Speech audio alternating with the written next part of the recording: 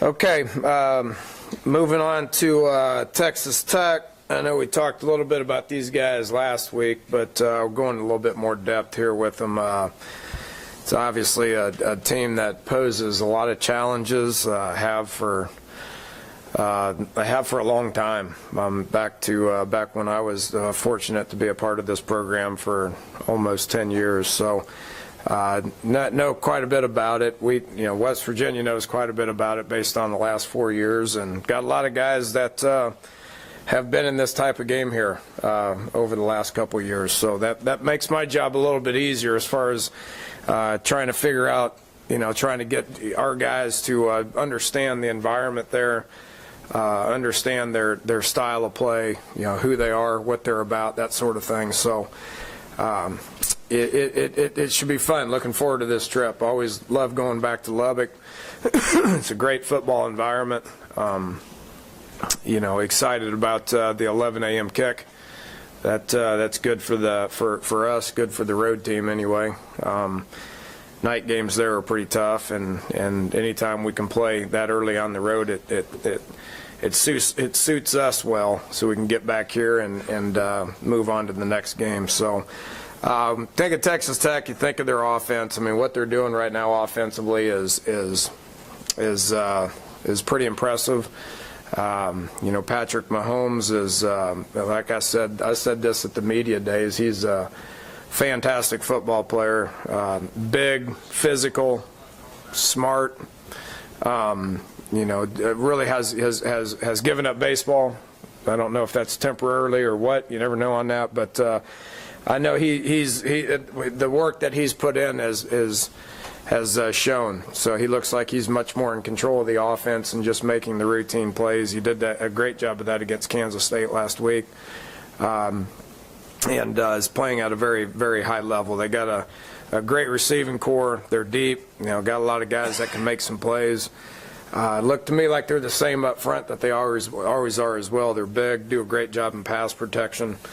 Cliff knows what he's doing. He can get those guys ready to go, and we got our work cut out for us on defense. I think we've handled what they've done the last couple of years, but if you look at what they've done here over the last couple of years at home, it's pretty impressive. They're putting up a lot of points, scoring a lot of points, running a lot of plays, and we got to be prepared for that. Defensively, it looks to me like Coach Gibbs, known David for a long time.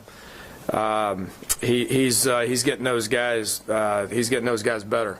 Playing a lot of young guys. I think they're playing 5 or 6 true freshmen. Got a couple of transfers in there on the D line. Looks like a different group from what they put out there last year. They're competing. They're lined up right. Guys are going to continue to get better and better. We're going to have to find a way to score a few more points than we've scored over the last 4 games. What we've averaged, 29 points a game, isn't going to be enough. We know that, and I'm looking forward to the challenge of going out there and doing what we got to do to score enough points to win. Special teams, it looks improved as well. They brought in Joe Robinson, who is at South Carolina, been doing special teams for a long time. Looks to me like they're spending a lot of time with these units, and they're covering hard. They're doing a good job in the return game, and it's something that's helping them win some ball games. So should be a fun time. Should be a good atmosphere. Should be a good environment. Should 2 good quality Big 12 teams going at it. We'll do what we got to do this week to get prepared for everything that all the challenges that they possess. One side note, I know this has been brought up by a bunch of you guys, but Josh Lambert is no longer a part of the football team. We appreciate everything he's done here. He's had a great career at West Virginia. He's got his degree, and we wish him the best moving forward. I won't comment on it other than that. Very comfortable with Mike Molina. Did a great job for us the first 4 games, and he's our kicker, has been our kicker, and know he's going to do a great job. So with that, take some questions. Any options with Molina kickoff? I mean, would you look at a John Young or something, or Philly Kenny, or what do you do there? Well, they've been repping. They just aren't as good as Mike. So Mike's done some good things. You know, the only thing that I worry about, and Mike's handled everything wonderfully, the only thing I worry about is a lot of kicks on legs. You know, you got to worry about that. That's where John comes in. That's where Billy comes in. I don't think anybody would be interested in uprooting what Billy's doing in the punt department. He's functioning extremely well. As he gets older, more mature, more experienced, he'll probably be able to take on a little bigger load, you know. And then John's got an unbelievable leg. Just got to keep bringing him along as well. When you talk about needing to score more points, how do you achieve that? Is that execution, taking more chances, fourth downs and stuff like that? How do you? You take the ball and you put it in a kid's hands and he crosses the goal line. Guy's got to score. I mean, geez. I mean, we're moving the ball. We're averaging a lot of yards. We got to score more. Period. How does that happen? Well, you get guys that get the ball in the end zone. That's how it happens. I think you can understand where I'm at with that.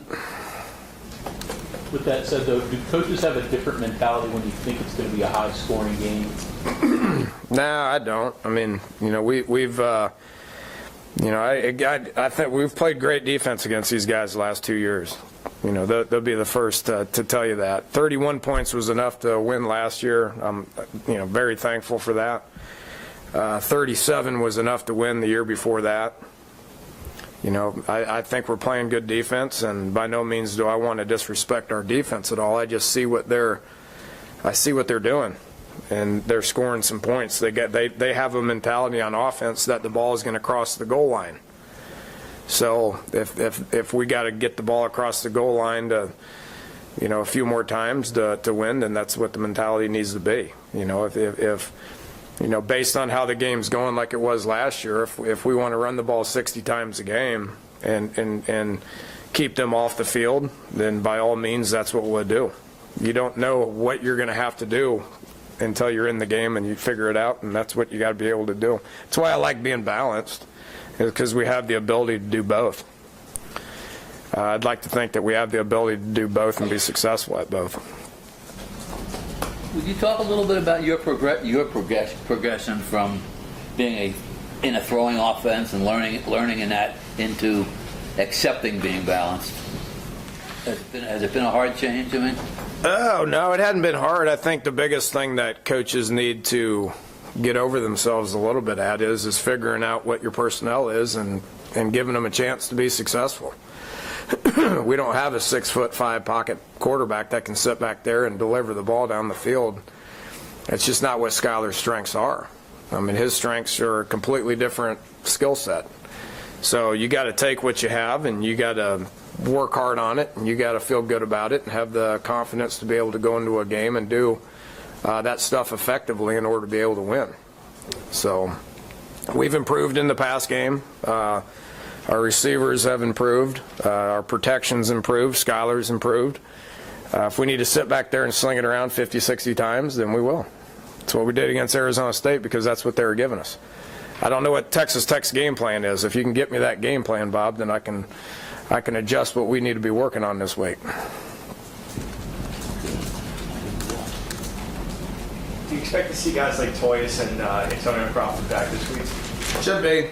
Toyas looked good last week. Crawford was a little hobbled, but he's, you know, he ran around a good bit. So we'll look at him this week. Toyas is back full go. I'm expecting Crawford to be back full go today. Coach, you were talking earlier about, you know, you certainly have a lot of experience with what Texas Tech is doing offensively. If you come up with a list of things to counter that, how high up would be, you know, running the football on your guys' offense, you know, be up on that list? Because it seems like, you know, the more you can keep them off the field, it certainly would you know. Yeah, I mean that's in a perfect world. That's what you want to do. That's what everybody would like to do. If you're punting every 3 plays when you're trying to do that, then that's not going to work out very good for you.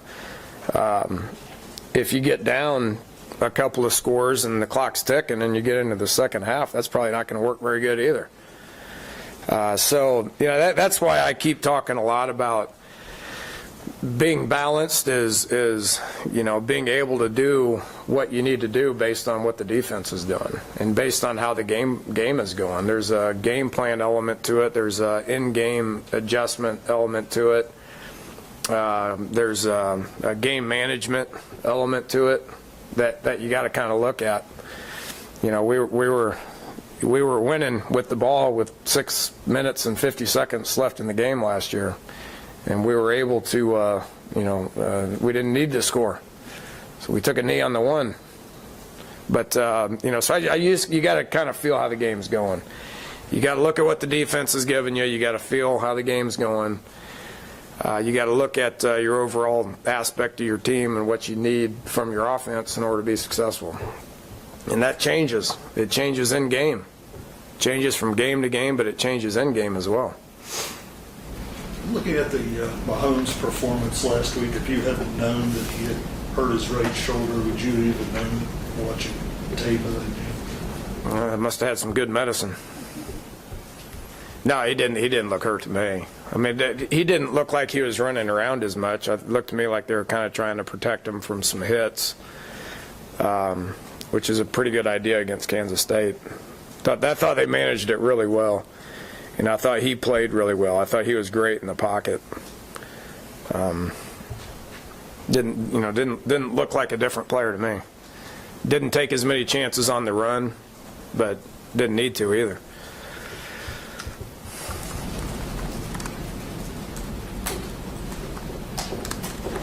Cliff went for it on fourth down a lot. You've done that at times yourself. Was that a Leafs thing? Oh, yeah. Never heard me tell those stories? A little bit. Mike, it's fourth down. Well, what do you want to do? Well, punting is a good idea. It's 4th and 20. Yeah, but I mean, that's just, he didn't like to punt very much. Yeah, I mean, that's probably based on how the game's going, probably based on how your defense is playing. There's a lot of things that go into that. Against Kansas State, we almost went for it on that first fourth down, but I thought it was the right idea to get the points, which we didn't. But and then moving forward, going into the game, we were down. We needed a score, so it made us take a few more chances. When you're down, you typically do that. Dana, as you've been going through the tapes of your team, is there any kids on either side that have shown significant improvement that maybe catches your attention?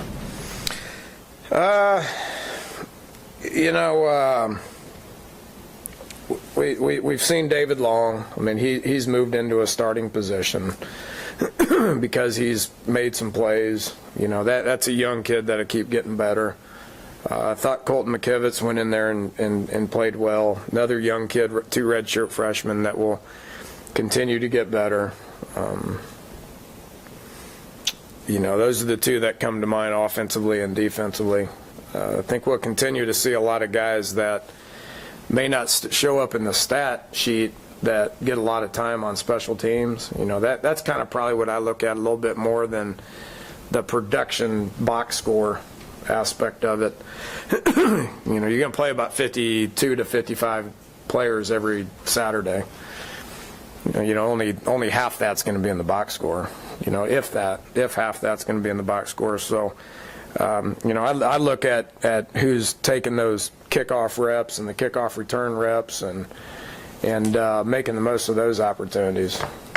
That's probably what I look at more than anything. Along the line with the punting, whether it's in a game like this or just a conference like this, how important is it not to be worried or scared of punting? Because it seems like a lot of teams do go for it because they're worried about either their defense or the other offense. Well, if you look at the areas that I've went for it, I mean, the punt team's not in the equation. Is that your question? I just mean in general, like if you're not that obvious, inside the 40, right? Right. And you have faith in your defense, or you think you have a handle on their offense, and you're not afraid of giving them the ball.